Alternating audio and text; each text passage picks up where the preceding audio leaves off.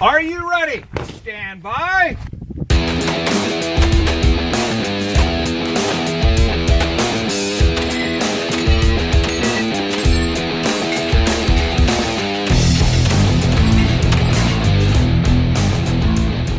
Welcome to the Three Gun Show. I'm your host, Dave Hartman. This is episode 208, where I interview Jason Tielke, and we talk about accelerating your game with dry fire and how to maintain that consistent practice for the long run. This podcast is brought to you by Breda USA, Italian shotguns that are the best in the world, and this is a shotgun tech tip from Team Breda. Hey, this is Dave Hartman from the Three Gun Show with Sean Burrows from Team Breda, and Sean has a tech tip for us today. Sean, what do you got? Today I want to tell you about cleaning the bore of your shotgun. These are smooth bore guns, and unlike the other cartridges we discharge in 3-gun, shotgun shells are plastic, and what we want to do is make sure melted plastic comes out. So go get a 12-gauge size steel brush, put it on your cleaning tube, and then put it on a drill. Put some cleaning solution in here and actually use your drill to get it out. It won't hurt your barrel, and obviously there's no rifling to mess up. And it'll keep your gun clean and keep your patterns nice and patterny. All right, there's your tech tip from Sean Burrows from Team Breda. Check out Breda's B12i 3-gun ready inertia-driven shotgun at BredaUSA.com. That's BREDA. This podcast is brought to you by LAG Tactical. I've been using LAG gear for 3 years now, and I just got an upgrade into their new for 2018 MCS mag pouches. MCS stands for Modular Carry System and is a two-piece design that fits most double-stack 9 and 40 mags and most AR mags. That means I can loan gear to someone in need on the range, even if we're shooting different guns. I've been using these pouches for many matches now, and they've been great. I like that you can choose the retention based on what is required by the stage, Speed Demon or locked in tight. I've been shooting the low-cut Supernova holster as well, and it has been a dream. They make it in a mid and high cut too if you're into that, but I'm digging the low cut. Super fast draws and plenty of retention when you need it. Check them out, lagtactical.com, and use code 3GS in all caps to save yourself 10% when placing an order. Thank you for joining me here on the Three Gun Show, the world's largest 3-gun podcast. If you're new to the show, this is a weekly podcast where we talk about all things practical shooting and focus on what it takes to improve you as a 3-gunner and a competitive shooter. I want to give a big shout out to the people that make this enterprise happen. Number one, the 3-Gun Show patrons, all 178 of you. Also want to thank Vortex Optics, IWI, LAG Tactical, Breda USA, and Armalite. These individuals and companies are the backbone of how the show continues to operate, and they make sure things keep running around here. If you're looking to reach an audience of enthusiastic 3-gunners yourself, I'm booking for 2019, but I only have a couple spots left, so get on it right away. Email me, dave@3gunshow.com, and we'll see if we're a good fit. Now on to the show. Jason Tielke has been around the 3-gun scene since the days where you could shoot every 3-gun match in the country and still maintain a job and a marriage. You can't do that anymore. There's just a ton of shooting opportunities out there. Jason and I have shot together quite a bit, and I've always found his approach of practicing hard and using adequate gear until it is all used up to be quite refreshing. We got to talking at breakfast after the 2017 Generation 3-gun, and he told me a really cool story about his first Major IDPA match that he also tells on the show here. If you're into making the most out of what you have and still progressing in the sport, you're going to love this interview with Jason Tielke. Hey everybody, and welcome to the 3-Gun Show. I'm your host, Dave Hartman, and with me today is a special guest, Jason Tielke. Jason, welcome to the show. Howdy. How you doing, man? I'm doing pretty good here. Good. It's great to have you on the show. So, Jason, we've got the opportunity to shoot together quite a bit over the, couple states too, Texas, Missouri, other places in between, and I'm excited to share your story with the audience here because I think you have a unique approach to training and something that people can really take a lot away from. So thanks for being a part of the show here. Thanks for giving up some of your Sunday. Yep. Thanks for having me, Dave. Well, let's start with a little bit of background here so the audience can get to know you, Jason. What do you do when you're not on the range? Well, mostly go to work, take care of my family, then shoot or get prepared to shoot. So yeah, I'm an engineer, of course, and I work in the offshore oil and gas industry. We build platforms, floating platforms that are worth about between $1 and $2 billion. Working on a pretty big project right now. Dang. Yeah, been real busy with that. Got a decent sized promotion last year, so I'm actually somewhat important. Mostly I go to meetings and get to travel a little bit. Been to Singapore and Brazil and Indonesia. Right now the project we're working on is in Australia, so hopefully I'll get to go to there. That sounds a lot nicer than most of the stuff I've been working on in West Africa before. Yeah. Hey, that'd be kind of nice. So, Yep. so you build stuff all over the world to extract oil from the ground. Is that the idea? Yeah, subsea. So yeah, we most of the time we build it in Singapore or China, and then most of the stuff goes to either Brazil or West Africa. The fields are at. Hmm. And do they? So, I mean, these are like massive scale, right? Like I've seen Armageddon. I know what an oil platform Yeah. looks like, right? Yeah, this is bigger. This is actually bigger than an oil platform. These are actually we take old super tankers and convert them. So not only do they have the production facilities of an oil platform, they have the storage facility. So places like Brazil and West Africa, where there's not an established pipeline network, Yeah. they store the oil. They take the oil undersea, separate out the sand and gas and water, and store the oil. Then a smaller tanker comes up and takes it over to wherever the refinery is. Huh. So That's you're talking about a amazing. ship that holds about between 2 million to 4 million barrels of oil, depending on the size. Most of them are about 2 that we do. So Dang, that's huge. So do you guys like deploy these to different areas? Is this like a one-time use sort of contraption? generally, you yeah. need? So yeah, it's usually one-time use. It's for the life of the entire field. So anywhere from 10 to 30 years. So Oh wow, I but didn't realize it was that long. yeah, sometimes if it's less in the 10 to 15 year range, we might still have a little bit of life and might redeploy it. But most of them they get put out there till they're done. Interesting. So you said you're an engineer. Do you think that like your engineering mindset, like the basically your personality that chose that profession and then finds interest in that, do you think that helps you in practical shooting? For sure, I think having a mechanical mindset and an analytical mindset helps. A sport that has some machinery to it. Yeah. I kind of might have gravitated to that because of it, and being able to break it down and most things, mechanical things, I can work it out. How it functions, and I can generally, even though I don't know much about a gun, I can look through it and kind of get an idea of what it should be doing, what might be causing it to not do what it's supposed to be doing. Yeah, figure out what's broken, what needs to be replaced, kind of thing. Yeah. Actually, I got a little bit of that to do to prepare for the next couple of matches. My trusty Vanilli's acting up on me for the first time ever. Oh no. Yep. 10 years in, and I'm just finally having problems with it. That's not a bad run. No. Well, Jason, you have you've got a engineering mind. You've been shooting for a long time. When did practical shooting come into your lifestyle? Practical shooting, I first became aware of it, I think it was in the 1990s. The old American shooter. It used to be called Shooting USA now, but it used to be called American Shooter. Uh-huh. I saw that. I lived out in the middle of nowhere, and I never got a chance to really do it. So my backyard, I lived in the country, and it was pretty heavily wooded, so I could shoot pretty much wherever I wanted. And I made me some targets out of plywood, and with my Browning buckmark, I pretended like I saw on the TV and did a little bit of that for years. But then I went to college and didn't really have any money. And then finally, once I graduated, I was looking for a hobby, something to do besides my college hobby. I couldn't go out drinking every night like then. So Yeah, that's one you should let go of pretty soon, right? yeah, it wasn't working out so well with my career. So yeah, I started shooting.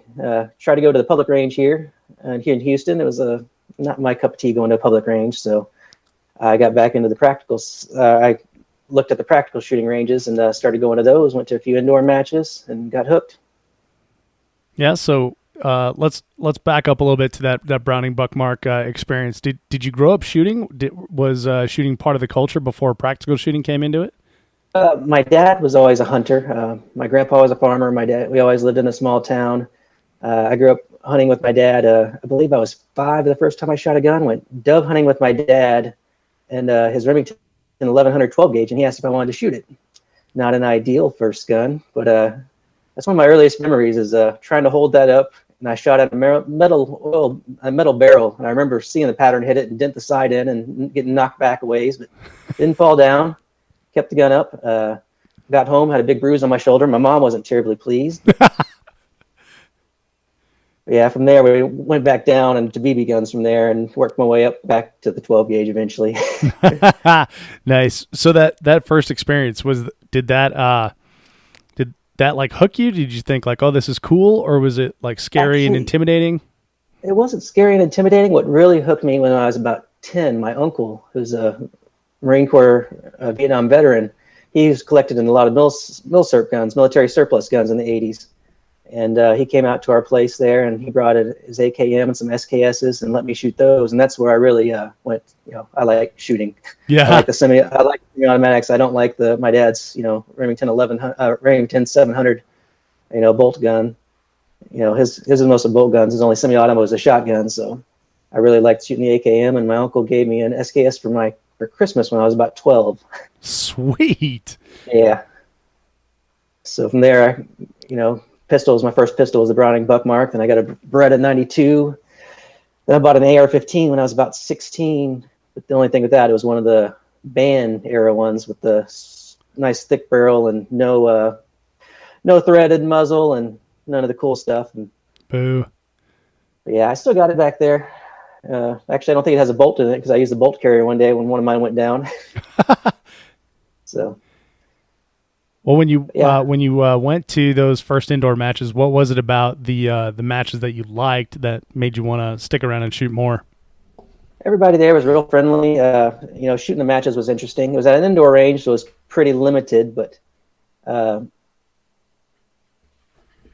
what we could do. But it was definitely more enjoyable than going to the public range and just shooting at a target one shot a second. And the guy next to me waving his gun around like this, pointing it my way. It's much safer at the practical shooting matches. I've never felt unsafe at a practical shooting match. I've only been to a public range twice, and both times I felt very unsafe.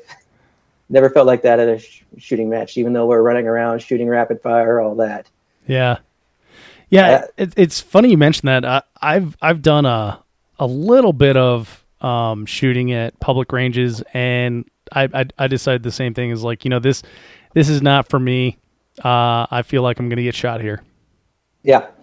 I had guns pointed at me. I was only one other person there the first time I went. I shot a little bit all by myself. Then he came up. He had a little subcompact Glock. It was a Glock 26 or something. He was looking at it, pointing it at the ground, rack aside, boom, fired a round off right by his feet. Oh, nice. Oh, yeah. So I didn't know much about Glocks at the time, so I couldn't help him. So I just packed up my stuff and got out of there. This guy seems dangerous. I'm out of here. Yeah. All right. Well, so you enjoyed the atmosphere. It's a lot more fun than just punching holes in paper. Did you get really into the game right away, or was it just like something to do after work? Oh, I got into it right away. I dry fired before I even went to the first match, practicing my draws and trigger control and all that. I watched a few videos on YouTube, read the Brian Enos forums, were a huge source of information back then. They still are pretty good. But yeah, I was always wanted to be good. I didn't want to just go out there and kind of play around. Mm-hmm. Is that part of like your personality? Do you have like what people would call a competitive streak? I'm a little competitive. It depends. There's things I pick to be good at. I mean, if I pick to be good at something, I want to be, one of the best at it. I don't want to just kind of half-ass it, for sure. But I'm not competitive at every single thing. Right. So it's basically something that appeals to you. You decide it's your thing, then you want to become competitive at it. Yeah, for sure. Got it. Yeah, a lot of the guys that we shoot with, it's like you race to the gas pump with them, and playing cornhole after Generation 3 gun. They're super competitive, so a lot of people, they just can't turn it off. Yeah.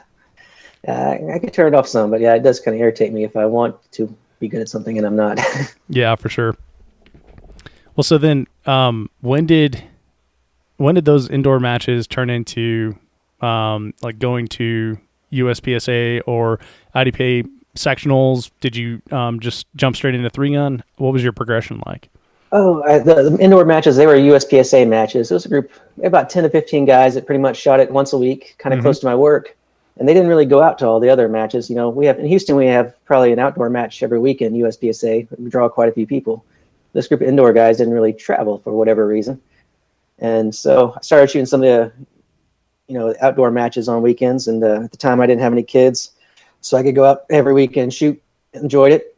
Met some of the guys out there, and some of the guys out there, obviously, they were a little better and traveled. And here in Houston, at the time, we always had our yearly Space City, USPSA sectional match. That was a big thing. So that was my first one, and I think I got first C class at my first match. So nice.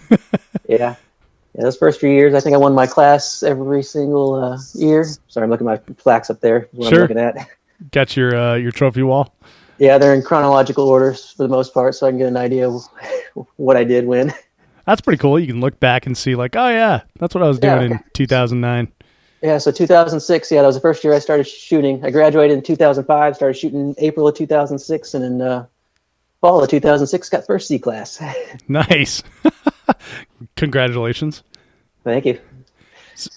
So did you stick with USPSA? Did you move up past C class? Yeah. I moved up pretty quick I think I blew right past B class and straight to A, and then made master class probably the next year. And I was, pretty consistent. I think I won my class every single match up till, mostly. I think I won all but one or two in master class even. But yeah, CBA, I won all of them. And actually, my first IDPA match, I started shooting IDPA because the range I practiced at had an IDPA match once a month, and I shot about 4 of them. And they're like, "Hey, come shoot the sectional." And so I decided to do that, and I got classified like 2 weeks before, and my classification didn't go so great. It was real windy, and their barricade was knocking against my gun as I was trying to shoot. So anyway, at the end of the match, they were about to announce the winners. The match director comes out there and goes, "Who's Jason Tielke?" And I'm like, "Me?" And he's like, "Bring me your card right now." He takes my card, he scratches out my classification, double bumps me to master, and asked me why I was sandbagging. I was like, "This is my first big IDPA match ever." So, yeah, I ended up getting second overall behind the guy that's won multiple national championships. Oh, no kidding. Yeah. So I didn't do IDPA for too long, but I was all right at it when I did it. Now, from my understanding, so I haven't shot a lot of IDPA. In fact, I've shot no IDPA. But my understanding, like, the culture is completely different. Like, sandbagging, in USPSA, it's not a good thing. They'll talk about you behind your back and stuff. But, like, this guy just flat, rips you right in front of the audience, right? Yeah, that was in front of pretty much everybody. Everybody's gathered for it. And that was the match director. So, yeah, that was... I've only went to about 3 or 4 major IDPA matches, but yeah, that was the only thing I'd seen like that. Yeah. Did that seem like, okay, well, this just isn't my crowd, or why did you not progress in IDPA? Everybody there was pretty friendly. I liked the IDPA crowd. In fact, I shot the monthly IDPA matches for quite a while because it was close to my house, and I liked the people. They were nice, friendly. I think the main thing was just it was accuracy intensive, and once I started shooting 3-gun, I was a USPSA production shooter, so I was used to always shooting 2 alphas. When I got to 3-gun, it's 2 anywhere. And when I was just kind of dabbling in 3-gun, that wasn't a big deal. But after a while, I realized every single one of my targets had 2 alphas in it, even when I was trying to go fast. So when I switched full onto 3-gun, my accuracy diminished in the other 2 sports, and I started getting frustrated with those. So I kind of dropped IDPA and USPSA so I could focus just on one, so I could get that right, not cadence, but the right lack of sight picture, I guess. Yeah, absolutely. Yeah, just kind of like point shooting and turning your head away. Yeah, shooting the Pro Series for years with those shoot and see targets. I got real good at the point shooting. A lot of those Pro Series, I didn't use my sights at all. I would just go bring it up at the target and just be complete target focus and look for the holes. Huh. That's got to be something interesting to untrain when the Pro Series is over. Yeah, I had, it took me a couple of years to ramp up to really do the Pro Series. Well, you can see my progression in the rankings. I finished like 30-something the first year, and I moved up to 20-something. And then the last year they had real stages. I finished 8th. So, yeah, I got better as each year went by. But now that we went back to Outlaw 3-gun and we're shooting all these plate racks at 25 yards, I got to use my sights again. Oh, probably feels weird to get the sights back on there. Yeah. Well, Jason, what do you think was the reason for your quick progression in USPSA? I mean, three gun is something we talk about all the time, but our only real measure is like our peers, right? We don't have like a ranking system. So USPSA is cool in that it has like an actual ladder you can climb. So why did you climb so fast? I think it was definitely my dry fire practice. Probably 6 days a week, I was dry firing. I had a little regimen. Even still, pretty much 6 days a week, I still dry fire. You know, I take a little break in this winter, but I go up there every night, put my wife and kids to bed about 9:30. I go upstairs, got a room set up with targets everywhere, and spend about an hour and a half dry firing. I usually break it up into 3 groups, because if you do an hour and a half straight, you're gonna start getting mentally faded. And at that point, when your grip's getting weak and you're getting shaky and your eyes aren't snapping to targets right, you know, there's really no reason to keep going. So I do like a 10 to 15 minute warm up, take a 15-minute break, you know, 15 or so minutes for my first round of drills, then take a little break, then another 15, 20 minutes for my second round of drills. Then I'm done. The whole thing takes, you know, a little hour to an hour and a half. But, you know, keep up with that. Just simple drills, nothing too complicated. Just figure out what you need to work on, and just keep yourself fresh. I mean, if I stop dry firing for a week or two, when I pick up the gun, I can tell very quickly how much my skills, you know, just doesn't feel comfortable anymore. The sights don't snap up the way they're supposed to. Mm-hmm. So, I mean, it's just constant practice. Yeah. Well, that's a lot of dedication, because you've been shooting for a long time now, over a decade. And to maintain the dedication to dry fire that entire time is something not a lot of people are able to do. What is it that keeps you sticking with it the whole time? The thing that motivates me most is when I don't do it and I go to a match and I do bad. I feel just awful. Like that just sticks with me. I'm sitting there, you know, whole drive home, I'm thinking why I sucked, what I can do to not suck, why I don't ever want to, you know, finish that low again or blow a stage like I did again on something that was easily fixable. And I'm probably too hard on myself, and that makes it a little less fun, but definitely losing motivates me a lot more than winning. I mean, when I go to a match and finish better than I thought I would, I come home, I take off a few days from practice, and I'm happy. But when I'm lose, next night, sometimes tonight, I get home from a match, I pull out my guns and dry fire if it's not too late. No kidding. Yep. So what does the family think about that? Do they encourage you in your I don't know, your practice regimen, or is it something like, come on, Jason, They are completely unaware of his existence. It is after they go to the bed. Really? Yeah. So 9:30 at night, they're in bed. Usually 9:30 or 10 is when I start practicing every night. So they're usually asleep and don't even know I practice like that. Huh. Interesting. Yeah, like a couple of times, you know, my 5-year-old's woken up and see me walking upstairs with all my guns and my gun belt on and asked me what I was doing. And, you know, now every night when she goes to bed, Daddy, you going to get your guns out and practice tonight? I'm like, yeah, probably. She's like, okay. But yeah, like I said, they're blissfully unaware. And, you know, the live fire practice, I try to do it just once a week. I have every other Friday off. So Friday mornings I'll go practice when they're at work and school. So, you know, generally, it's only every other week that I take off, and I'm only gone generally about an hour and a half. It's about a 15-minute drive to the range. I set my targets up. I use self-resetting targets, so I don't have to tape or reset. I go there. I shoot for 45 minutes to an hour. I get about probably 200 rounds of pistol, about 50 rounds of shotgun, and 50 rounds of rifle, and maybe some 22 in an hour. And I get back home, hour and a half, door to door, and so they don't miss me too much. Nice. So sounds like efficiency is something that's important for you in your practice and your training. Yes, yeah, very efficient. Whatever time I have around my family time, work, family time is built out first, and then I build my training schedule around that. Mm-hmm. Now, do you, as far as like your dry fire practice, do you have like a set, like I don't know, like a string of drills that you run through, or is it based on like a previous match? How do you manage that in the brief amount of time that you do have every day? Yeah, I have a set of base drills I do, and then I also modify it based on something, if I've identified something that's deficient, any skills that are deficient, or anything I see at the upcoming match on stage descriptions. Like if I see a bunch of table starts for a pistol, or weird starting positions, or if there's going to be a lot of offhand rifle, I'll build that in my dry fire the next few weeks.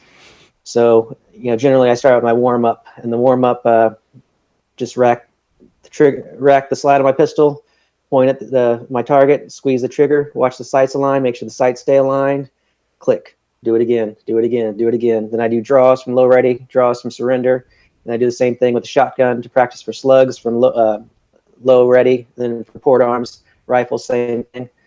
I do that for a while, and that's generally my warm up. My warm up's always, clicking the trigger, clicking the trigger every time, make sure the sights stay lined up. Then my rounds of drills generally are more speed oriented and gun handling oriented. Whenever I'm doing multiple shots with the pistol or with the rifle, the trigger's not reset every time. So I have targets set up, and I'll do starts from different positions, practice shooting on the move, transitioning from gun to gun. I've got a trash can actually that's lined with carpet and got some weights in the bottom for me practicing dumps. Nice.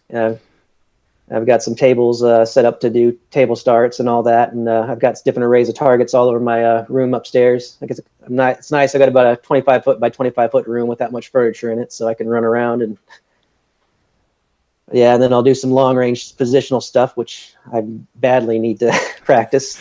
Kneeling, first kneeling, offhand, prone, get down. Only problem with that is getting my scope to focus in at 25 yards or 25 feet is pretty blurry on 6 power. So, yeah.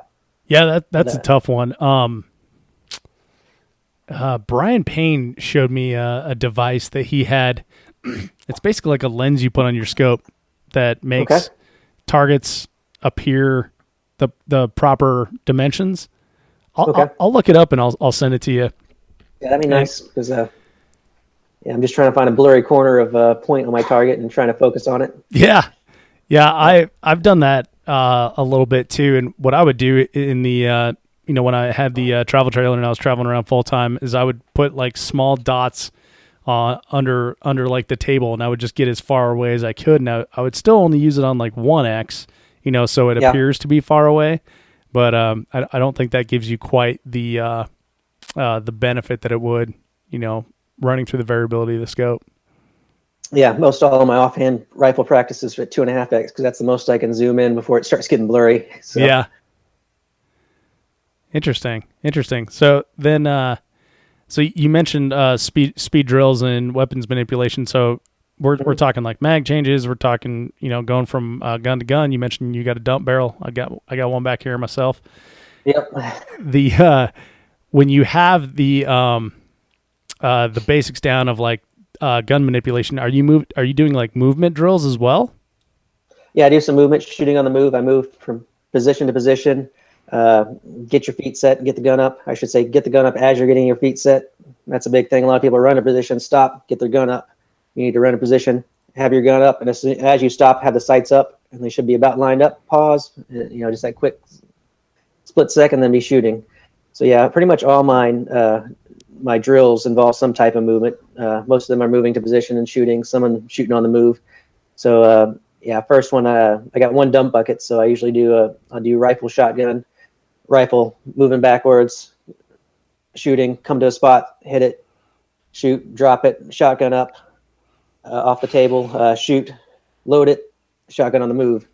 Then I do that a few times, and I reverse directions. So I'll do it left to right, then right to left, forward to back, back to front. So you practice all directions of movement. Transitioning from the rifle to the shotgun, transitioning from the shotgun to the rifle, then pistol, shotgun to pistol, all that. Just every variation you can think of. I said starting positions, try to do different starting positions. Just think of everything you've ever done in a match and practice it. Gotcha. Well, so is this dry fire like self-taught, or did you have like a mentor along the way that taught you the importance of dry fire or how to train or anything like that? Really, it was mostly self-taught. I mean, back then there were a few videos on YouTube, and I think Steve Anderson's dry fire book came out back then, and I looked at it. There's some drills in there, but it was all pretty basic. It's like so Anderson's book is like classifier drills. Yeah, that's basically all it was, So I just stick targets on the wall, different shapes of targets, different sizes, depending on what I want to practice, something faster or something more accuracy intensive, and go for it. Yeah, there wasn't Ben Steger's book one out back then. I think there's a couple other dry fire books out now, but I haven't looked at them. They're just kind of all, self-taught, I guess. Yeah, you pretty much have your regimen now, so you don't really want to add anything new. Yeah, I constantly tweak it depending on what I see is, like I said, deficient or any skills I need to work on. But I had to tweak it some back when I did USPSA all the time, just practicing lots of draws. I ended up with problems in my wrists and shoulder and elbow, so I had to cut back. And I actually had to cut back on the amount of dry fire I did. But shooting 3-gun's kind of nice now that I'm not doing the same motion over and over and over again. Yeah, it's only a third of my practice now. Yeah, and our yeah, that's a good point. And our draws can be so much slower because they're masked by so many other things in the game, like movement, gun transitions, stuff like that. Yep, for sure. You usually have a little bit of time between you draw your pistol to you're shooting. You don't start draw and shoot targets right then. You can usually take a few steps and get settled. Yeah. Yep. The sub-second draw isn't necessary in 3-gun. No. I focus far more on getting a proper grip, making sure it's lined up right. So when I come up, the sights are lined up right. Because if you get an improper grip, grip's just a little bit off, I feel it the entire rest of the time, and it makes a big difference for me at least. Yeah, that's for sure. I think a lot of people can relate to that because I don't know anyone who hasn't come off a stage and said, "Oh yeah, my grip was trash on that" or whatever. And it's it's kind of funny because like even myself, like even though I know this like cognitively, it's hard to get myself to fix that grip in the middle of a stage. So grabbing it out of the holster the first time is huge. I was like, oh, my sights are canned to the left. I just aim a little bit to this side of the target and I'll hit it. Yeah, throwing some siders out there. Yep. No, it's definitely better to spend that extra, even for me, it's like maybe a quarter of a second just to get that extra little press up in there as I draw instead of just scooping it out. Yeah. But yeah, so sometimes my mind gets going and I just yank it out and it's not right. Well, let's talk about like match specific training. So like give us an idea of like what matches you have coming up and how you're going to cater your dry fire to excel in that match. Oh man, I've been busy with summer vacation, so I actually haven't even looked yet to see. Next couple of matches are that Wyoming Governor's match, which hopefully maybe you probably know more about than I do. Yeah, so I'll be there. They've got entirely new match designers, or excuse me, stage designers and match staff this year. So it's kind of anybody's guess. Okay. I'm hoping not too much long range shooting. I'm having to rebarrel my rifle here, throw a new upper on it because my old one was shot out. I noticed last part of last year, early part of this year, towards the end of every long range stage, I started missing a lot, and I knew it wasn't me. I took it out and I grouped it. I shot a 1.5 inch group at 200 yards, moved up to 150, shot about 40 rounds, semi-rapid fire, moved up to 100, shot a 5.5 inch group at 100 yards. Oh, wow. Yeah. So when I was shooting at 500 yards back at the Texas 3-gun championship and I wasn't hitting anything, I figured out why. Interesting. So how long have you had that barrel? How long did it take to shoot it out? That one's about 2 years old. I'm not sure exactly how many rounds are through it, but it's definitely, I think, at the end of its life. Yeah. Yeah, so the Wyoming Governor's match is supposed to have 2 long-range stages with, shots over 200 yards. Okay. Good to know. Yeah, I haven't. I've been in vacation mode the last month and a half. I practiced a lot early on this year, thinking this year was going to be my year, and actually I did worse than ever. Oh, really? Yeah, I think you were with me when I got DQ'd for the first time in a major match. I was. Yeah, that was the Vortex Shooter Source 3-gun, unfortunately. Yep. Yeah, and so for everybody listening, I got to embarrass you a little bit. You did stay the entire day, help us reset targets, and even spotted for absolutely everyone on our long-range stage. So we definitely appreciate you. Oh, you're welcome. I wanted to be there. I was having fun with y'all. We had a good squad there, you and Joe Farewell and all them. Fun. I wish I could have stayed, man. And actually, I might have stayed, but my wife was already upset because Saturday she had some stuff to do. She had to have one group of kids over, one kid in one town and another kid in another town. She had 2 different things with the kids, so I had to come back and help her out some. Hey, well, it worked out. So Yep. a DQ is difficult, especially someone at your level when you're talking about, being decades into this or decade or more into this, and now you're shooting your first major match DQ. So what's the self-talk and the I guess the repair? What is the action going forward for that? I have broken that down so many times. I spent the entire 4-hour ride home thinking about it, and days thinking about exactly what happened. First off, before I say anything, it was definitely my fault. I take full responsibility. I'm just trying to break it down. Starting out, what happened is we were shooting a shotgun stage. It was a 3-gun stage, but it was all shotgun at first. And we were going down a hill. I shot a target. It turned 90 degrees edge on to me. I went down a little further, and I shot back at it, past the 180. What exactly happened? The long form. First off, I knew it was about my turn to shoot, but I didn't realize I was on deck. First of all, I get up there, I get called. I wasn't paying attention. I hadn't gone through the stage plan in my head. I wasn't mentally prepared for it, so I started off in the hole. I'm generally when I'm in the hole, getting ready to shoot. I walk the stage one more time. I'm sitting there. I'm running the stage through my head over and over and over. Every single movement I'm going to do, where the target's going to be, where I'm going to stop, all that. So I didn't get that done. All I had to do was run over there, get my guns, come up to the starting line, and frantically try to remember where everything was. So now I'm going down. I'm shooting. I'm going down. I shoot a target on the right. It turns 90 degrees. I'm like, crap. I start thinking on this while I'm shooting. What are the rules on this? Does 90 degree? Does a blade count? Does it have to fall? All this. I go down. I start going down hills. Like, okay, I'm going past the target now. I'm just going to leave it. I shoot 3 targets to the left. I had some heavy rounds in there for these 3 targets to the left, a little further out. That's why I didn't try to make that target up right away. And one of those heavier shotgun shells called my shotgun a jam. So then I have a shotgun jam. So now my brain's way out of this stage.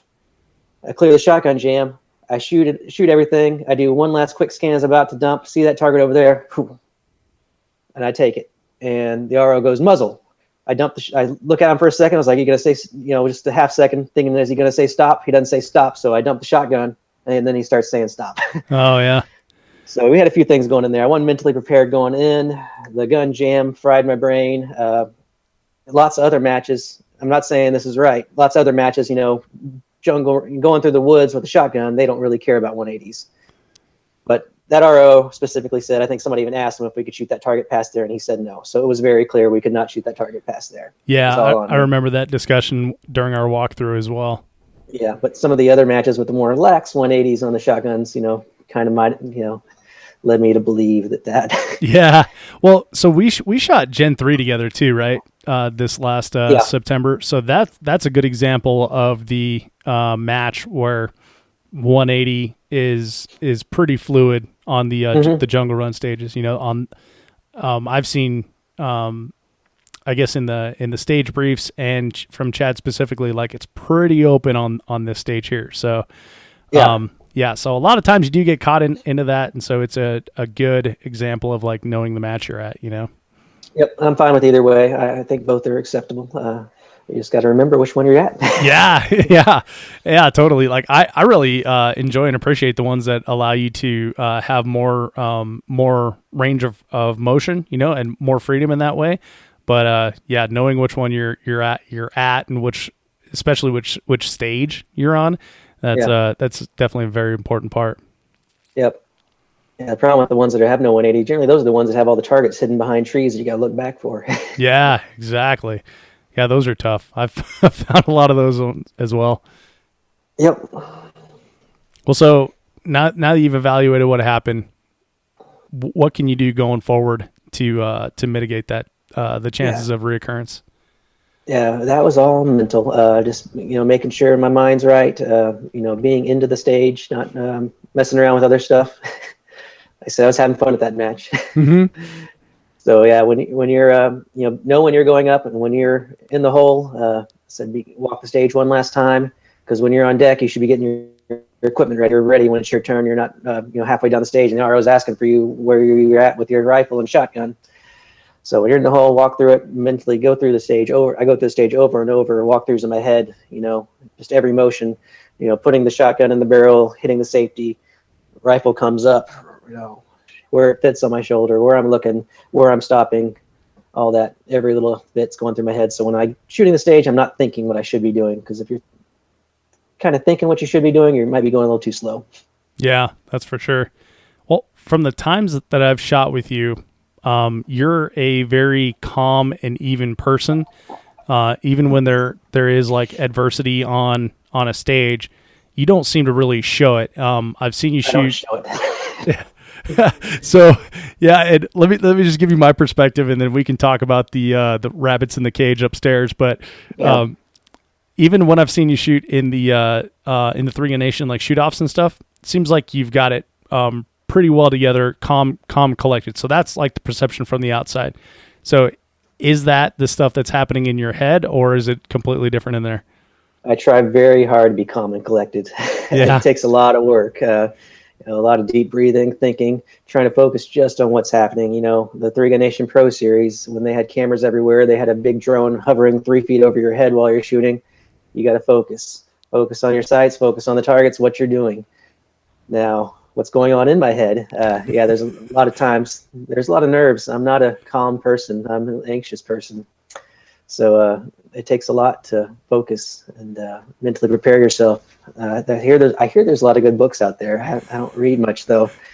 I want to get some someday and figure out, the next level. But for the most part, for me, it's just focus. I don't try not to think about anything else, just about what I've got to do and try to execute, tune out everything else, and take a few deep breaths when you step up to the line so you can get the jitters out, because you get up there and your hand's shaking. Sometimes in the first stage, especially on shoot-offs, your hand's shaking. Oh yeah. That's not conductive to accuracy. Yeah. I experienced this recently at the Colorado 3-gun Championship. We're shooting, completely new division. I've been talking trash with Garrison England for like 2 months, and we're on a squad together. And I get up in the starting position, and my hands are shaking. And I can see it like as I'm preloading we have an 8-round tube, so I had to rack one in, load the next round in. And so as I'm in port arms, I can like see the edge of the shotgun shaking when I'm in the ready position. I was like, this is not good. Yeah. Yep. So that does not help you. No, not at all. So when you talk about your mental management and your breathing, like, is this something that you've just come to over the years on your own? Did you have anyone that's helped you in this arena? Hopefully I'm not bad mouthing anybody, but really I haven't had that many mentors. I read on Brian Enos, some things back in the day, but really here I go practice. It's just me. I brought some people to the range, but they're mostly newer shooters. I've never really practiced with people at my level or better. Mm-hmm. I hope I'm not forgetting anybody. I really don't think I am, because I'm always out there by myself. But I took a couple classes with Manny Bragg, who's a really good USPSA grandmaster long ago. He helped a little bit. I mean, he helped some. His classes are great. He helped a little bit on the mental thing. Oh, that actually does remind me of one thing he did at the end of the class. He had man-on-man shoot-offs, and we were both shooting at targets on either side of the berm, so we really were kind of not facing each other. We weren't shooting downrange to start. And I was doing pretty good in the class, and one thing he did to mess with me was, he said, "Ready, go," and then he had taken his pistol out of the holster. He had told the other guy to stand by, and he already had his pistol out of the holster when he said go, and he shot. His from go to shoot was like a quarter of a second, and I jumped. I was like, "What in the world?" And I panicked, and I started, just flinging bullets down there. So that was actually, for all the shoot-offs to follow, that was actually pretty good practice. Because another match, it was a USPSA match. They had a steel shoot-off on the end, and BJ Norris, who's a world steel speed shooting champion, was against me. Yeah. And the first time we went against him, he shot from retention. He fired the first shot from the hip in probably about half a second, but didn't throw me, because Manny had screwed with me a couple of years before. Nice. Now, is that a tactic that BJ was trying to employ? I think so. It was definitely an interesting tactic. I've never seen it in the shoot off any other time. It was it was a sectional USPSA match shoot off there at the end. But I think he was. I couldn't think of any other reason for him to shoot from retention other than to just throw me. Interesting. And he did it again later, and he hit the steel actually. So when he did it against me, he didn't hit the steel on that shot. Got it. So it was just like a warning shot. Yeah, just kind of screw with you. But yeah, I actually ended up beating him. I've got that trophy up there somewhere too. Nice. So I beat a world speed shoots champion at steel. Of course, he beat me later, a few years later, at the Three Gun Nation shoot off. He shot Three Gun Nation there for a few years. Yeah, for sure. That's interesting tactic. I would be concerned about someone calling an AD on me, and making me stop. Well, he was close to both times. Like I said, he was close to the target the first time. The second time, he actually hit the target. But yeah, at that level, you assume they're Yeah, no kidding. they know what they're doing. Yeah. So recently I shot the Jeff Kirkwell Memorial match. In fact, this is the shirt I'm wearing is from last year, but they have pistol, rifle, and shotgun. You can shoot any order you want, right? Mm-hmm. And they had rifle stop plates this year, which is kind of interesting. But I remember on one of my runs, I can't remember who it was against, but I'm shooting pistol, and we're shooting like 4x10 knockovers with the pistol, which are skinny and tall, and then the shotgun were like 10x10s, right, or 12x12s, whatever they were. Yep. So it obviously took me a lot longer on pistol, but I was hearing over on the other side just like blam blam blam blam blam blam blam, and I'm thinking like, wow, that sounds really fast. I'm totally getting my ass kicked right now. And when I dumped my pistol or transitioned to shotgun, I realized like, oh, he was shooting shotgun. Whereas, on any normal occasion, you can understand the difference between a 12 gauge shotgun sound and a 9mm pistol sound. But with all that adrenaline jacked up and me trying to focus on what I was doing, I just assumed like I was getting whooped there, and didn't even put two and two together in my head of like, no, he went to shotgun first, Yep. Yeah. Try not to focus on the other people when you're doing shoot offs for sure.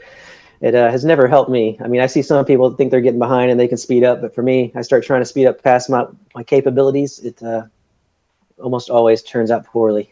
Yeah, for sure. I've found that like I just try to shoot as fast as I possibly can within my abilities and not throttle it. Is that kind of the same method that you use? Yeah. The times I get up there and I think I'm going to shoot like I do in practice, when I know in my practice, every now and then practice I hook up and it's just ting, ting, ting, ting, ting. And I stay up there to the line and think I can do that. It doesn't ever go like that. Yeah. The last Three Gun Nation shoot off I did, they let us do practice runs. I ran it between, I think I had the best practice time of the day, and none of my times were less than 22 seconds out of the 20 times I ran it. And I get up there all confident, I'm going to do it like I did. And by the time I shot it in 18 seconds, I shoot it in 24 point something seconds. Worse than I'd done all day in practice. If I had just done nice and calm like I've been doing all my practice runs, I'd had it easily, 21 second time, I'd have moved on. Instead, I get eliminated first round. Oh man, that's a tough one. Yep. Well, the shoot off is an interesting format as far as mental game and preparedness for that. When the Three Gun Nation Pro Series was going hot, mm-hmm. did you have like a different dry fire practice strategy for that? All my dry fire targets upstairs right now are from the first year they did that shoot off about 3 or 4 years ago. They did the single elimination shoot offs. They had the stages set. They sent us the diagrams for the stages. I cut out every single target to scale and put it up there, and I ran those stages hundreds of times. Nice. Yeah, and so I've got a large array of dry fire targets still from that I mostly use those just because they're all cut out already. Now, does that help with your with your confidence when you walk onto the stage in real life? I mean, these were in Tulsa, right? Yeah. So when you're at Tulsa and you walk onto the grass there, and you're looking around, does it feel like, okay, well, I've seen this in my living room? Yes, for sure. I was definitely more comfortable. I knew exactly what I was doing. I knew where I was going, how to pick up the gun, exactly how many targets, when to put it down. Every single part of that was planned out. And if I had executed correctly, it would have gone well. Now, how do you replicate that for other major matches, like for stages that we don't know what they're going to look like, or maybe we see the diagrams, but it doesn't show hills and valleys and trees in the way and stuff like that? That's all tricky because you don't, even when you have the diagrams, you don't usually know the distances and all that. Mm-hmm. It's better to look, YouTube videos from the year before are very helpful. Certain match directors have certain kind of things that they like to do. You'll start noticing. So, like I said, a lot of guys will have those 25, 30 yard plate racks. So I'll break out my little tiny plate rack dry fire target. And when I go to the range, I'll do that. I'll put my little 6-inch plates at 25 yards. That's what I was doing today. I have these little knockdown auto resetting plates, and I sit there and I shoot them at between 20 to 25 yards. And then offhand rifle. I know some match directors like some offhand rifle, some like reverse kneeling, some like closer, further stuff, and just figure out guess. You have to guess at what's going to be there sometimes, and work on it. And sometimes it helps you, sometimes it doesn't, but at least you're trying. Yeah.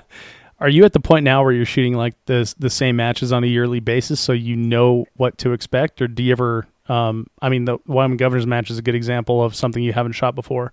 Yeah, that's one thing. The last few years, I've shot there's been 4 to 6 major matches in Texas every year, so I shoot those, and then I go to Rocky Mountain 3-gun, and that's about I try to shoot about 1 major match a month, and there's about 8 to 10 months of actual matches. So in Fort Benning, I love Fort Benning. So I was shooting every match for several years. So this year I was trying to think, I want to kind of do something a little bit different because these are great matches, all of them. Nothing against them, but just every now and then, I can only shoot 1 major match a month. So like this year, I'm not going to go to Rocky Mountain, even though it's a match I love. I'm going to go back to Rock Castle Pro-Am. I hadn't been there in 4 years, so I'm going to check that one out again. And the Wyoming Governor's match hadn't been there, so we're going to check that one out. And then next year, I'm going to try to find a couple I haven't shot before I'd really like to. But yeah, you get an idea what the match director likes to do, and I know what I'm practicing whenever it's time to go. I know Rocky Mountain, I need to practice the long range and positional shooting. Yeah, and, shooting from sticks. Shooting from sticks, yeah. Yeah, the shooting sticks 1 year ruined me. Ladders. They love their shaky positions for sure. Yeah, they sure do. Yeah, it's interesting how the match director's signature ends up coming out in a lot of these matches, and it's also really cool too, because then you can kind of cater the type of match you shoot to your strengths. Now, is that something that you do? Do you cater to your strengths, or do you just go for variety and then work your training around the match? What I usually do is what's closest to home. Yeah, that's an easy one in Texas. Match. Yeah, well, the problem is, 2 out of 3 Texas matches build themselves as riflemen's matches. And long-range rifle, my range I practice at, generally I can only practice 100 yards. If there's nobody there, I can shoot at 200 yards. So I get almost no long-range practice. So I get out to these matches. I'm sitting there with my stray lock, hoping it's right. And I'm watching my splash to see if it's hitting where I think it's going to hit, and adjusting from there. So, yeah, long range has been hurting me for years, because that's just more my lack of practice facilities than anything. But yeah, so I still, go shoot all the Texas matches because they're here, and I like the people there. I know everybody. And then, Rocky Mountain's nice and cool in August, being up there in the mountains. Yeah, no doubt. Yeah, I can't shoot any matches in Texas in August. Yeah, Texas. You can tell by the Facebook forums that Texas isn't shooting right now. Like all the interesting topics are starting to come up, and there's a lot of infighting. It's like, oh, this reminds me of the Christmas break. Yeah. Yep. I always take a month off at Christmas and usually a month off in July. Yeah. It's a smart thing to do. It's like stinking hot right now. We had a bunch of Texans come up for the Colorado 3-gun championship just for the reason that you're talking about. Independence Day was the middle of the week. They could, take a couple extra days off of work and make it a holiday. Go up to the mountains, enjoy the nice weather, shoot, and we're sitting here at like 90-degree weather in Colorado Springs, and I'm like, God dang, it's hot. And all the Texans are like, oh, this is great. They're like drinking coffee and shit. Yeah. Yeah, I'm thinking about that Colorado match next year for sure. If I want to keep shooting year round, I'll go up there. Yeah, it's a fun one, and it's not too much of a. Well, I guess you're in Houston. Yeah, it is. Everywhere's a drive for you. So. Yep, I'm getting more comfortable with flying the matches now. I went to the Rock Castle 3-gun and the Blue Ridge up there. I've been there up there probably 5 times, and I drove every time. But this year I was like 13-hour drive. Don't really feel like it. We'll just see where the airports are nearby. I was like, I can fly to Nashville for $250. Get a rental car for $15 a day. It doesn't even make economic sense to drive up there. No. Yeah, I did that recently with going to Minnesota for the Jeff Kirkwell Memorial match, and then over to Wisconsin, and I drive a big truck, and then I did the gas bill when I got home. I was like, this didn't really work out so well. Yeah, I'm busy at work right now, and I can't take an extra 2 to 3 days just travel time getting there and back. So yeah, I think the Wyoming match, I'm flying out Friday at noon, and I'm flying back Monday at 5 a.m. So I'm going to miss half a day at work is all. Oh, that's nice. Yep. I wish I could. I've never been to Wyoming. I wish I could, hang out some. But like I said, I've got this project going on right now, and I can't be out for that long. Yeah, no kidding. Well, I'll tell you that the area that you're going to, Cheyenne, or just outside of Cheyenne, is not the interesting part of Wyoming. Sorry, Wyoming. Okay. I know you're really proud of your state, but just once you get farther west from there, and even northwest up into like Yellowstone and stuff. So maybe that's a family vacation or something like that. So to make you feel better, you're not going to miss anything. All right. Yeah, maybe next year be able to take a little more time off and take the family up there. Still, they won't have started school yet. So. Yeah, for sure. Okay, so let's talk about the family and the work thing as far as balance. So you seem to have a pretty decent comprehension of balance, Jason. You we talked about it before this. We've talked about it on the range too. It's like family, it's work, and then shooting is something you squish in between. So, yep. First of all, you seem to have your priorities straight, and then second, how did you come to that conclusion? Was this like a forced thing, or is this just have always been my priorities in life? Well, when I started, I started younger before I had kids, so really I could go out shooting every weekend. My wife didn't mind if I spent most of the day on Saturday going out to shoot, because she had all Saturday night and all day Sunday, and every evening we could spend together. Mm-hmm. Once we started having kids, you're constantly taking care of kids. Me and my wife didn't have any time together, so me going out and spending an entire Saturday shooting a local match wasn't working. So I, dry fired at night after they went to bed. And when I go practice, I leave 8:30 in the morning and I'm back by 10:30. So I haven't missed much of the day. So yeah, it's just kind of, over time, I went from shooting those every week, shooting a local match, to shooting 2 a month, to shooting 1 a month, to shooting 3 or 4 a year now. And I shoot, try to shoot just one major match a month, during season. So I'm not out of town too much. And, it's just where my priorities are. It used to be shooting more, and I progressed pretty good there at the beginning, and I'm still trying to progress, but it's a little harder to get eke that extra little bit out whenever you get to the higher levels and you have less time to practice. So, you just got to figure out what you want to do. You want to make your wife and kids happy and shoot, or you want to shoot and get divorced? Yeah, no kidding. Which I know some people that have picked the latter. Yeah. Well, I hope they're happy. Yeah. Well, so some guys. Yeah, we won't talk about them. Well, let's talk about. Okay, so this might be a difficult topic, but I think based on when you told me you graduated, I might be older than you. So, do you feel that as you're nearing 40, you're slowing down a little bit, and like maybe the time to win matches, to excel, is kind of passing you by, or do you think there's still time for you left in the game? I think there's still time left for me in the game. I got a few more years, but yeah, I don't have, I don't think 10 years from now I'm going to be getting significantly better. I'm thinking if I don't start getting better in the next 4 to 5 years, it's not going to happen. Mm-hmm. So yeah, I'm definitely starting to feel it. I still think I'm slowing down. My eyes are still sharp. I get a little more aches and pains, but it's not too bad. But yeah, I'm 36 right now, so I still got a few more years, still 40. Yeah, gotcha. I've still seen plenty of guys, in their 40s and 50s, and even Jerry up there still killing it. I think, obviously you do slow down when you get older, but yeah, I'm feeling the pressure a little bit, but I'm not feeling slower yet. Right. Good. Well, do you have like a plan to, mitigate the effects of age, or do you see this as like a lifelong hobby?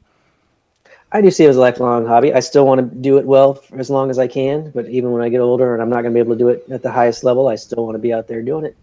I've made a few investments this year. I have tried to shoot live fire some more. I know we've talked about I do mostly dry fire with minimal live fire, but I joined a private range over by my office, so with my lunch break I can go over there and shoot off some. I can only shoot pistols in 22, but I can do some positional rifle work with a 22, and I can do some pistol practice. So got that. Just bought me a new ammo bot and a new 1050, so I can get some more rounds out there and not have to spend all day reloading. Sweet. Yeah, you start shooting a lot, you start spending a lot of time reloading. Well, that thing, I thought I just hit a button and bullets would come out. It's not quite that easy. Whenever you got that thing set to 2,000 rounds a minute, it's more like Lucy in the Chocolate Factory. You're sitting there trying to figure out, you're throwing bullets in the top, throwing brass in, trying to figure out why your bullets are getting smashed. And yeah, loading more primers up. You're just constantly doing something when it's running, and it's it's not a fully automated operation as I thought it was. Yeah, that's totally what I thought it was as well. I was talking to a friend of mine that has one, and I was like, so I can just like press the button and like edit a podcast or like read a book or something. He's like, bro, no, you're going to be running your butt off to feed that machine the whole time. Yeah. But I can load up, a couple months worth in an afternoon, though. That's a good thing. I can get it done. A day like this where I don't have anything going on, I loaded up 1,000 rounds almost this morning. So I'm good for, a little while. Yeah, that's pretty epic. So how long have you had that ammo bot? I just got it, like I said, this year I decided it was going to be my year and practice more and all that. So I ordered it at the beginning of the year and I got it like in March. And yeah, and then I had my DQ and a 17% stage on the long range at the Texas 3-gun match. And yeah, I'm not sure exactly what happened to my year here. Yeah. So we're getting back in it. Well, there's always next year. Yep. Went to Disney World, took a few weeks off. And now I practiced live fire yesterday. I dry fired last night, even though I live fired yesterday. I live fired this morning. And I'm going to dry fire every night between now and Wyoming. And we're going to hope for the best. I like it. Well, Jason, let's talk about goals that you have. You were talking about this, this is going to be your year. Do you have any, specific goals in 3-gun that you can tell us about?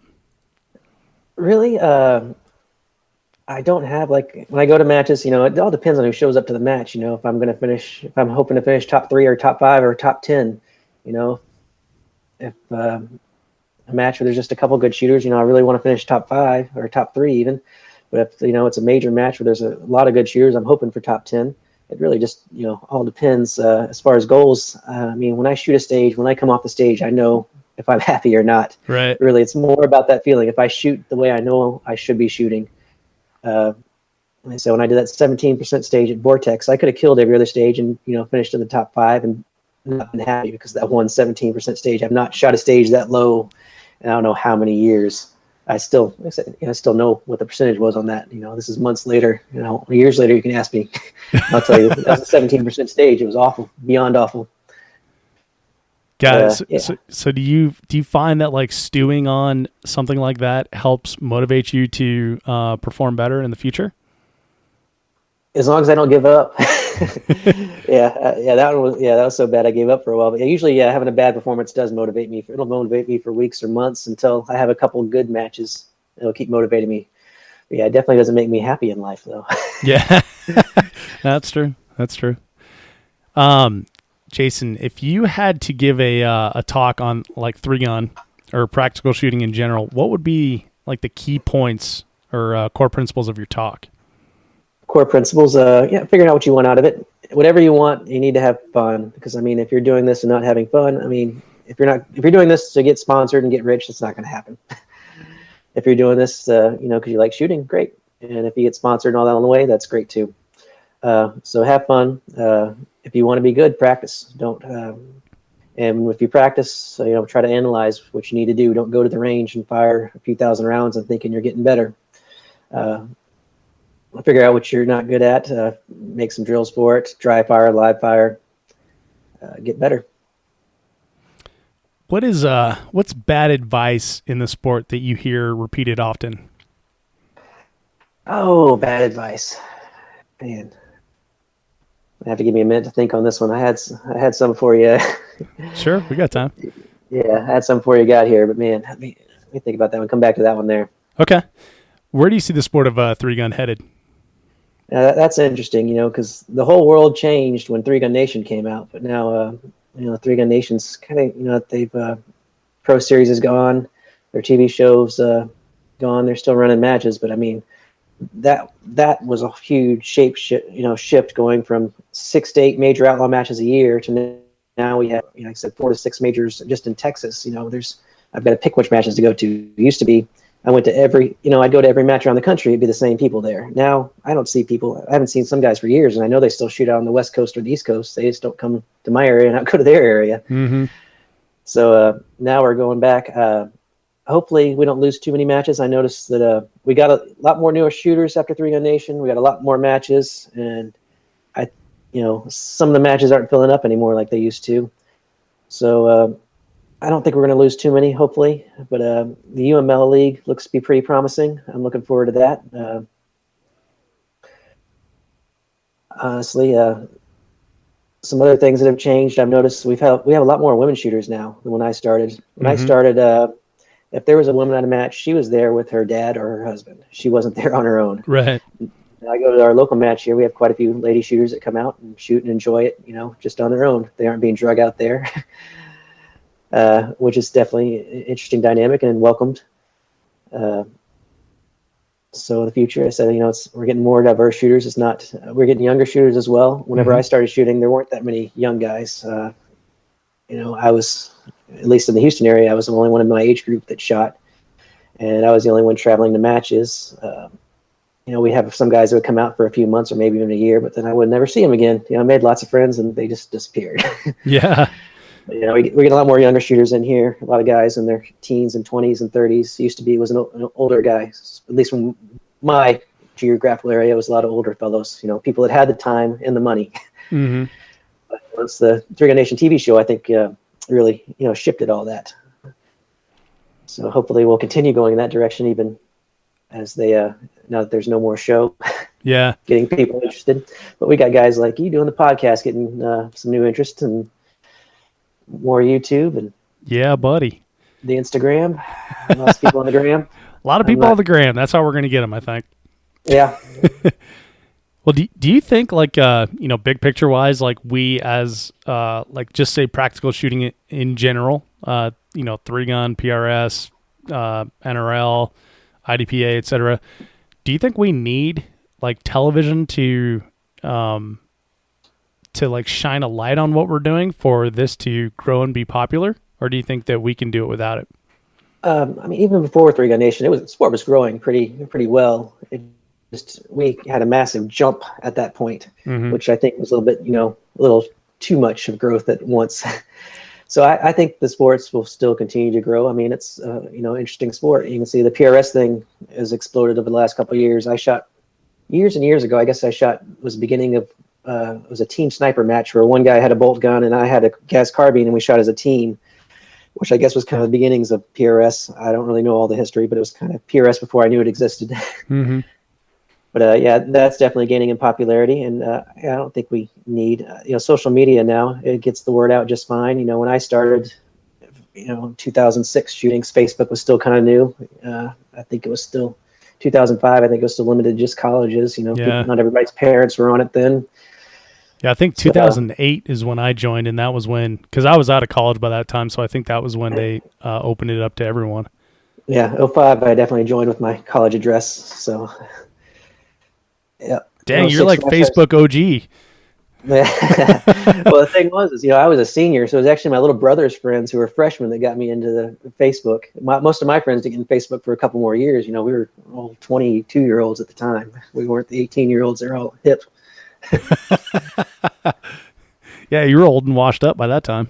Yep. All right, Fifth year senior, but I got my engineering degree, even though it was 5 years. Nice. I went 4.5 on accident. I'll tell you about it sometime. Yeah, I would have stayed a little longer if I could have. It was fun. I know. It was, it's kind of funny. I heard it said recently, like we spent the rest of our lives trying to find the joy that we had in college when we were like the poorest and we had like the least possessions and the least responsibilities. It's kind of funny. Uh-huh. Kind of sad way to end the show too. Yeah. All right, Jason, do you have any bad advice that you hear repeated? Okay, bad advice. Man, most of it's pretty good on your show. I'm trying to remember that. Yeah, maybe something you hear in the dirt or something like that, where it's like one of those axioms maybe that we always hear, but maybe there's a little bit more truth to it than first meets the eye. Well, some people argue about the slow is smooth is fast. Yeah, let's talk about that. That's partially true. You want to be smooth, and you can still go fast and be smooth, but you got to go a little slower than you think you need to. But I don't have a problem with that one as a whole. Definitely don't shoot faster than you can. Don't try to go faster. If anybody tells you to go fast, don't. Yeah, that never turns out well. Go beyond your abilities. No, and I found that it's like, okay, well, I'm going to shoot this like hero style when I don't have the hero style in me when it comes time. I think that's one of my bigger fallings this year is I thought I was going to do awesome and tried really hard and failed. All my best matches, I've gone there. I've tried to just execute it whatever 90 to 95% of speed and just had a real consistent match. Only had 2 so-so stages and all the rest of them okay stages. No like stage wins, no great stages, and I still managed to finish pretty good. That year I finished 8th in the year at the Three Gun Nation Pro Series. I finished every match. I finished between 10th to 12th place. I never finished higher than 10th, but at the end of the year I finished 8th overall. Interesting. Because of the points. Yeah, because other people, they do great one match and then they do terrible the other. They wouldn't get any points at it. Yeah. So you can drag that out into a match. Stages. Even if you do great on a couple stages, if you blow a couple stages, you're going to drag down your average. And almost always, my best match finishes have been whenever I did pretty good on most stages. Not that I killed that one stage, but I blew that other stage because. I've noticed that as well, and especially shooting. So I've shot a ton of club matches this year, probably more than I have since I started the Three Gun Show. No, not probably. Definitely more than I have since I started the Three Gun Show. So it's kind of nice to be like in one place and get to shoot a lot of club matches. But I've noticed the same thing. Like I never do any better than like 5th or 6th on a stage, but then I'll end up much higher and a couple times actually winning a division in a match. Yeah. And so it's that consistent performance. A lot of people have talked about it on the podcast before, but when you go out there and you try for, swinging for the fences every single time, sometimes you're going to strike out, know? Yeah, there's no way. If you swing for the fence every time, you're definitely going to strike out sometimes. And that, getting an 80, 85, 90% finish on every stage and a couple of hundreds is a lot better than a couple of hundreds and a couple of 40s. Yeah, exactly. So, yeah, that's what I'm trying. I like to have top 10 finishes on every stage, be up there, not screw anything up majorly. That's what I go for. Yeah. All right. It's not flashy, but it works. That's true. And the end result is what we're after, right? Yep. All right. Well, Jason, this has been a ton of fun, man. I really appreciate you sharing your story with the audience and you're giving us a peek into your training. If you can leave the audience with one thought or one piece of advice, what would it be? Well, just go out and have fun. This is all about fun, man. If you're not having fun, there's no reason to be doing it. So true, Jason. Well, Jason, thanks again for being a part of the show, man. I do appreciate your time and sharing the deep dart secrets of the dry fire dojo that you have in your house. So yeah, I think I got one picture on my Instagram of it if you want to see it. Yeah, I saw it. I was like, oh, that looks awesome. Looks like fun. So yeah. I'll include a link to that in the show notes for everyone listening. And Jason, thanks again, man. All right, thank you for having me, Dave. Before you take off, make sure to head over to threegunshow.com/episode 208, where you will find links to things that we talked about in the podcast, including the long-range dry fire device that Brian Payne told me about. I don't have one myself, but it looks pretty slick. So if you try it, let me know what you think. Also, want to mention that IWI has stepped up to sponsor Generation 3 Gun, which is happening in just a couple weeks here. And because of the late notice, they have a couple sponsor slots that were going unused. And IWI reached out to me and said, hey, do you know anyone that would want to use them? And we gave away 2 sponsor slots to Three Gun Show patrons, which is one of those unwritten perks of being a Three Gun Show patron. You are the first to hear about cool opportunities there. So good luck to Travis and Corinne who are going to the match on behalf of IWI. And thank you to IWI for sponsoring Generation 3 Gun and for giving us cool spots to give away. This podcast is brought to you by Armalite, the original Armalite rifles put the AR in AR-15. The rifles themselves come with 1 8 twist barrels, match barrels, 18-inch or 13.5-inch with a 15-inch or 12.5-inch handguard, Timney trigger, Luth AR stock, adjustable gas system, tunable comp, a patented tunable comp. This thing's ready to go right out of the box for a 3-gun with no additional modifications other than putting on a nice optic. I myself use a Vortex Viper PST 1-6 when I'm shooting TAC Ops or their Spitfire when I'm shooting limited. Check them out at armalite.com. Quick reminder that if you enjoyed this episode of the podcast, subscribe in iTunes, Google Play, Podcast Addict, or wherever you get your podcast content, so you will always get the very latest. Thank you so much for downloading, listening, and subscribing to the show. I'm Dave Hartman, and I'll see you on the range.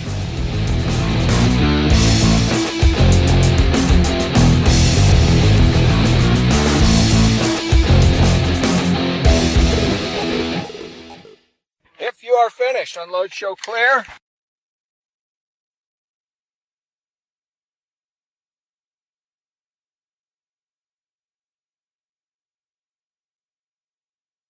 Welcome to the 3-Gun Show. I'm your host, Dave Hartman.